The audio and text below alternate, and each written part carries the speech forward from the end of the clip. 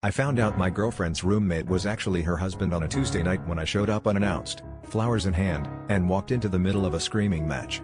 I'd always thought it was weird how her roommate never seemed to leave, but every time I brought it up she'd laugh it off, wrap her arms around me, and say, "You worry too much."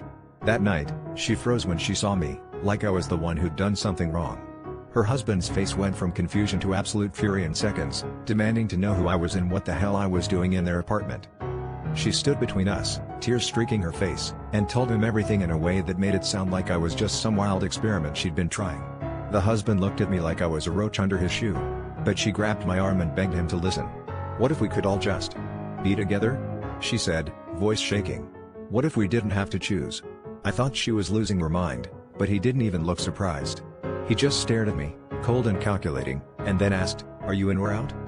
I wanted to scream, to run, to punch something, but I just stood there, stuck, while she sobbed and he waited for my answer.